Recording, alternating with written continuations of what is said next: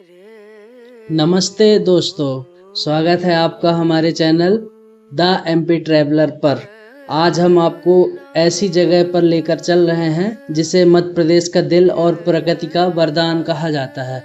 हम बात कर रहे हैं अमरकंटक की, ऐसा पवित्र स्थल जहां से जीवनदायिनी माँ नर्मदा एवं सोन एवं जोहिला नदी निकलती हैं।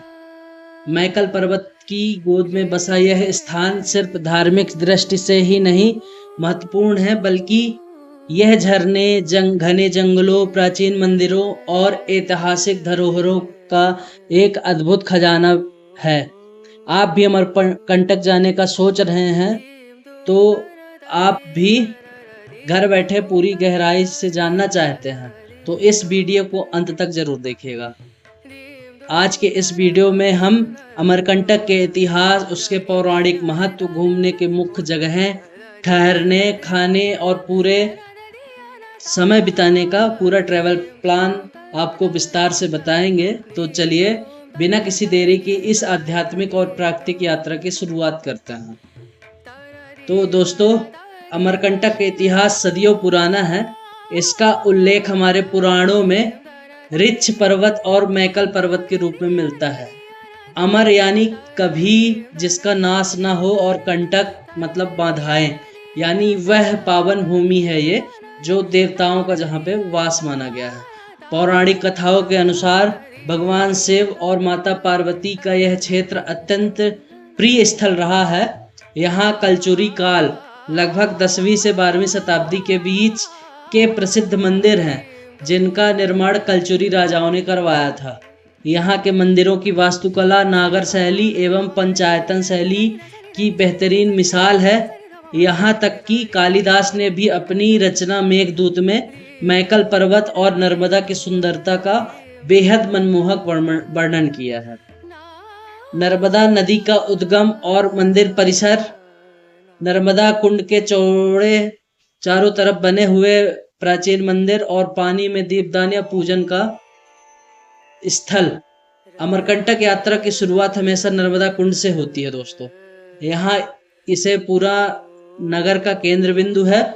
अमरकंटक कुंड और मुख्य मंदिर, यहाँ एक पवित्र कुंड बना हुआ है जहाँ से मां नर्मदा का जल प्रकट होता है। इस कुंड के चारों ओर लगभग 20 से छोटे बड़े प्राचीन मंदिर बने हुए हैं, जिसमें महामृत्युंजय मंदिर, मां नर्मदा मंदिर और कार्तिकेय मंदिर शामिल है। यहाँ का वातावरण इतना शांत है कि शहर की भाग दौड़ से दूर यहाँ आते ही मन को असीम शांति मिलती है। प्राचीन कलचुरी मंदिर, नर्मदा कुंड के ठीक पीछे कलचुरी कालीन मंदिर समूह है। इन मंदिरों की नक्काशी और पत्थरों पर उकेरी गई मूर्तियां उस समय के उत्कृष्ट शिल्प कौशल की गवाही देती हैं। इनमें से कई मंदिरों के साथ खंडित हो चुका है, फिर भी इनका पुरातात्विक महत्व आज भी उतना ही बड़ा है। श्री मसेंद्रनाथ मंदिर, यह बेहद प्राचीन वास्तुकला का अद्भुत नमूना है जो पर्यटकों को अपनी ओर आकर्षित करता है। झरने, कपिलधारा, दुग्धधारा और काफी सारे चारों तरफ से घिरा हुआ जंगल, झरनों के पास प्राकृतिक सौंदर्य। दोस्तों, अमरकंटक सिर्फ मंदिरों तक सीमित नहीं है, आप ये गलत फहमी में मत रहिएगा। यहाँ का प्राकृतिक सौंदर्य, यहाँ के झरने, यहाँ के जंगल, प्राकृतिक सौंदर्य आपको मंत्रमुग्ध कर देंगे। कपिलधारा झरना नर्मदा कुंड से मात्र 6 से 7 किलोमीटर की दूरी पर स्थित है। यह झरना करीब 100 फीट की ऊंचाई से नीचे गिरता है और यहाँ पे कपिल मुनि ने तपस्या की थी, इसलिए इसके आसपास गुफाएं आज भी साधु संतों की साधना स्थली है। बारिश और सर्दियों के मौसम में यहाँ का नज़ारा देखने लायक होता है। और इसी से ठीक थोड़ा सा आगे दुग्धधारा झरना, दुग्धधारा वाटरफॉल के नाम से जिसे हम जानते हैं, थोड़ा सा आगे चलेंगे तो यह मिलेगा। इसका पानी इतना तेज गति से और सफ़ेद झाग की तरह गिरता है तो ऐसा लगता है कि ऊपर से दूध की धारा बह रही हो। सोनमुड़ा दोस्तों, यह वह स्थान है जहाँ पे सोन नदी का उद्गम स्थल होता है। यहाँ से निकलने वाली सोन नदी सोनभद्र इलाके को जीवित कर देती है। यहाँ अमरकंटक की घाटियों एवं विंध्याचल सतपुड़ा की पहाड़ियों का बेहद खूबसूरत पैरानोमिक व्यू दिखाई देता है। खासकर सूर्यास्त के समय यदि आप इस जगह पे होते हैं तो यहाँ का नज़ारा अविस्मरणीय होता है। दोस्तों इसके अलावा कुछ ऐसी जगहें हैं जहां आपको अपने लिस्ट में ज़रूर शामिल करना चाहिए, जैसे श्री सर्वोदय जैन मंदिर। यह वह मंदिर है दोस्तों जहां पर आप जाकर भव्य और विशाल मंदिरों को देख सकते हैं। बिना किसी लोहे के सहारे से अष्ट धातु से भगवान आदिनाथ की विशाल प्रतिमा यहाँ मुख्य आकर्षण है। इसकी भव्यता देखकर आप दंग रह जाएंगे।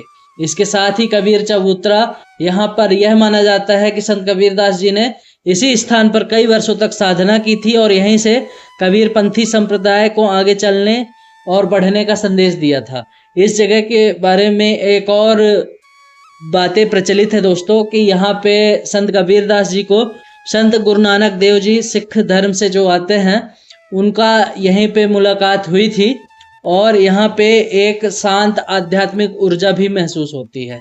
इसी के साथ ही माई की बगिया दोस्तों, यह घना प्राकृतिक बगीचा है जिसके बारे में मान्यता यह है कि मां नर्मदा के खेलने और टहलने का स्थान था। यहाँ पे आम, केला एवं अन्य पेड़ के साथ साथ औषधि पौधे भी प्रचुर मात्रा में मिलते हैं और इस जगह में औषधि पौधों की एक दुकान भी है जहाँ से आप काफ़ी सारी दुकानें मिल जाएंगी आपको और काफ़ी सारी बीमारियों का औषधि तरीके से उपचार भी आपको हो जाएगा। और अब हम बता देते हैं यहाँ आप कैसे पहुँचेंगे। तो दोस्तों यहाँ पहुँचने के 3-4 तरीके हैं। सबसे आसान तरीका ये है कि सबसे पहले आप पेंड्रा रोड स्टेशन पे पहुँच जाइए और वहाँ से दोस्तों आपको बस मिलेगी 70 रुपये में और प्राइवेट टैक्सी मिलेगी 100 रुपये में।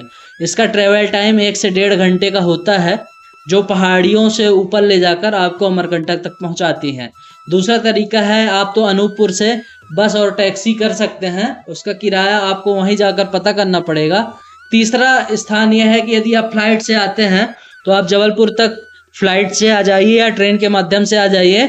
यहीं से आपको टैक्सी, ट्रेन और बस की काफ़ी सारी सुविधाएं आपको मिल जाएंगी और काफ़ी सारे संत भी आपको इस जगह पे मिल जाएंगे। आप कहाँ रुकेंगे इसके लिए भी काफ़ी सारे होटल्स, एमपी टूरिज्म के प्राइवेट हॉस्टल, धर्मशाला आपके बजट के अकॉर्डिंग भी मिल जाएंगे। खाने पीने की दोस्तों यहाँ पे कोई कमी नहीं है, काफ़ी सारे रेस्टोरेंट, ढाबे मौजूद हैं जहाँ पे आप खा सकते हैं। दोस्तों यदि आप अमरकंटक आने का प्लान बना रहे हैं तो यहाँ कुछ ज़रूरी बातें जान लीजिएगा।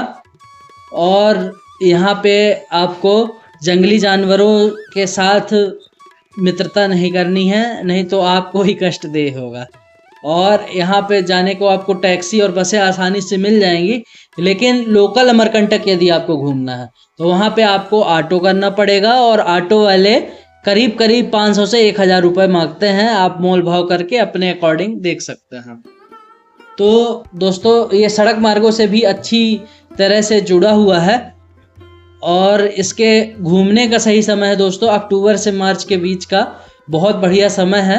और दोस्तों यहाँ से नर्मदा परिक्रमा भी स्टार्ट होती है दोस्तों, तो आप नर्मदा परिक्रमा भी कर सकते हैं।